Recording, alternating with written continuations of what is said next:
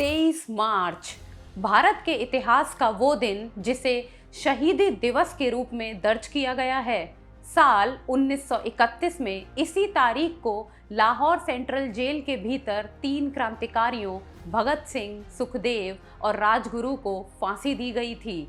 लेकिन क्या आप जानते हैं कि इस फांसी के पीछे की कानूनी प्रक्रिया और उस रात की असल घटनाएं क्या थीं? आज के इस वीडियो में हम इतिहास के पन्नों को पलटेंगे और केवल उन तथ्यों पर बात करेंगे जिन्होंने भारत के स्वतंत्रता संग्राम की दिशा बदल दी। इन तीनों क्रांतिकारियों पर मुख्य रूप से लाहौर षड्यंत्र केस का मुकदमा चलाया गया था। 17 दिसंबर 1928 को लाहौर में ब्रिटिश पुलिस अधिकारी जॉन सॉन्डर्स की हत्या की गई थी। यह लाला लाजपत राय पर हुए लाठीचार्ज का बदला था। इसके बाद 8 अप्रैल 1929 को भगत सिंह और बटुकेश्वर दत्त ने दिल्ली की सेंट्रल लेजिस्लेटिव असेंबली में खाली जगहों पर बम फेंके थे। उनका उद्देश्य किसी की हत्या करना नहीं, बल्कि पब्लिक सेफ्टी बिल और ट्रेड डिस्प्यूट्स बिल का विरोध करना था। गिरफ्तारी के बाद जेल में रहते हुए इन क्रांतिकारियों ने राजनीतिक कैदियों के अधिकारों और जेल में मानवीय व्यवहार की मांग के लिए 63 दिनों की लंबी भूख हड़ताल की थी, जो अपने आप में एक ऐतिहासिक तथ्य है। 13 सितंबर 1929 को भूख हड़ताल के 63वें दिन जितेंद्र नाथ दास यानी जतिन दास का निधन हो गया था। ट्रिब्यूनल के फैसले के अनुसार फांसी की तारीख 24 मार्च 1931 तय की गई थी, लेकिन इतिहास के दस्तावेजों के मुताबिक जेल प्रशासन और ब्रिटिश अधिकारियों ने एक असामान्य फैसला लिया। फांसी करीब 11 से 12 घंटे पहले अंजाम देने की योजना बनाई गई।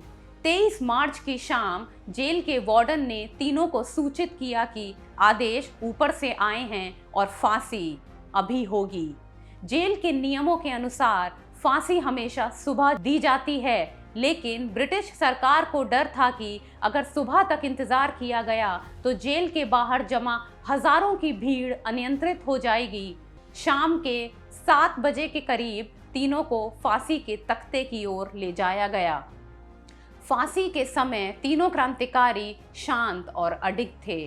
23 मार्च 1931 की उस घटना ने भारतीय जनमानस में एक नई चेतना पैदा कर दी। भगत सिंह, सुखदेव और राजगुरु के बलिदान के बाद देश भर में विरोध प्रदर्शन तेज हो गए। यह दिन हमें उस ऐतिहासिक घटना की याद दिलाता है जिसने औपनिवेशिक शासन की नींव हिला दी थी। भगत सिंह, सुखदेव और राजगुरु की शहादत के बाद भारत के स्वतंत्रता संग्राम का स्वरूप पूरी तरह बदल गया और इनकलाब जिंदाबाद का नारा देश के कोने कोने में गूंजने लगा। ब्रिटिश इंटेलिजेंस ब्यूरो की तत्कालीन रिपोर्ट्स बताती हैं कि इन तीनों की फांसी के बाद जन आक्रोश अपने चरम पर पहुंच गया था, जिसने आगे चलकर औपनिवेशिक शासन की विदाई की पटकथा लिखी।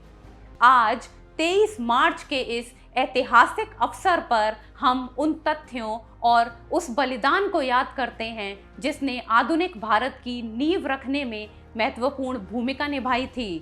क्या आप जानते हैं कि भगत सिंह ने जेल में कौन सी प्रसिद्ध किताब लिखी थी? जवाब कमेंट सेक्शन में बताएं और अगर वीडियो अच्छी लगी हो तो लाइक, शेयर और सब्सक्राइब करें।